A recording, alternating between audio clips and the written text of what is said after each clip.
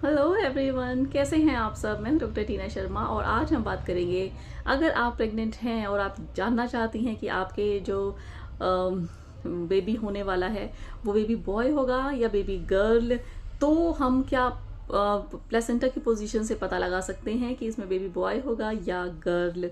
तो देखिए, वैसे तो ये इंडिया में इलीगल है पता करना। अल्ट्रासाउंड ही इसका एक कंफर्म करने का तरीका है। आप सेकेंड ट्राइमेस्टर में आप कंफर्म कर सकते हैं कि आपके बेबी बॉय है या बेबी गर्ल।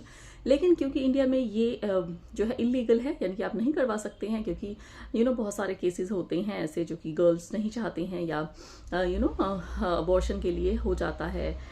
तो फिर इसलिए जो है इंडिया में इलीगल है। लेकिन यहाँ पर मैं किसी भी जेंडर को प्रमोट नहीं कर रही हूँ और ना ही मेरा चैनल कभी भी जेंडर को प्रमोट करता है, क्योंकि बच्चे तो भगवान की एक ब्लेसिंग है। और क्योंकि बहुत सारे लोगों को जो बेबीज होते नहीं हैं और उनको ट्रीटमेंट करवाना पड़ता है, IUI IVF, जो कि काफ़ी लेंथी प्रोसेस होता है, बहुत ज़्यादा स्ट्रेसफुल होता है, फाइनेंशियली भी बहुत ज़्यादा।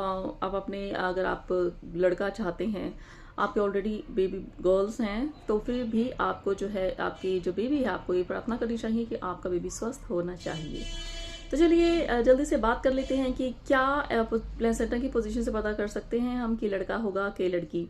तो देखिए, प्लेसेंटा क्या होता है पहले हम जान लेते हैं। प्लेसेंटा जो है वो आपके जो बच्चे को खाना वगैरह देता है, वो ब्लड सप्लाई करता है बेबी को, जो आपकी बॉडी से चिपका होता है बच्चा, उसको हम प्लेसेंटा बोलते हैं। ठीक है, तो ये एंटीरियर या फिर पोस्टीरियर होता है। एंटीरियर का मतलब होता है आपकी पेट की तरफ, क्योंकि जो बच्चेदानी है वो पूरी एक तरीके की आप बॉल की तरह समझिए, और आपके पेट में है। तो अगर आगे की तरफ होगी, पेट की तरफ, अगर वहां पर चिपकेगा बच्चा, तो उसको हम एंटीरियर प्लेसेंटा बोलेंगे।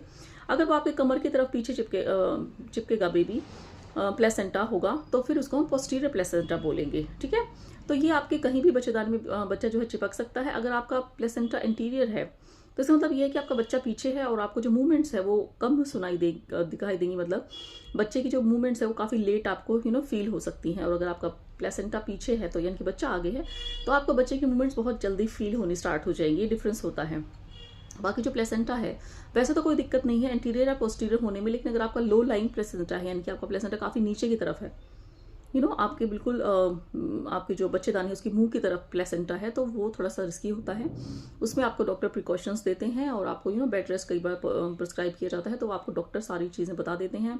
इसीलिए प्लेसेंटा की पोजीशन जो है बहुत मैटर करती है, इसीलिए प्लेसेंटा की पोजीशन एक्चुअली देखी जाती है। ठीक है, अदरवाइज प्लेसेंटा की पोजीशन से कोई फर्क नहीं पड़ता अगर वो इंटीरियर है या फिर पोस्टीरियर है। लेकिन अब यहाँ पर बात आती है कि क्या हम जेंडर प्रिडिक्ट कर सकते हैं। कहा जाता है कि अगर एंटीरियर है तो लड़की है, पोस्टीरियर है तो लड़का है, या फिर उल्टा भी बोल सकते हैं। तो देखिए, ऐसा बिल्कुल भी कुछ नहीं होता है। साइंटिफिकली इसका कोई भी एविडेंस नहीं है, और साइंटिफिकली ऐसा कोई भी प्रूफ नहीं है कि लड़का जो है एंटीरियर होगा या पोस्टीरियर प्लेसेंटा होगा तो लड़का होगा, तो क्योंकि इसका जेंडर से कोई लेना देना ही नहीं है। तो जो लोग ऐसा सोचते हैं कि पोस्टीरियर होने से बॉय होगा या इंटीरियर होने से बॉय होगा, तो देखिए ये आप सिर्फ गेस कर सकते हैं, फन के लिए कर सकते हैं।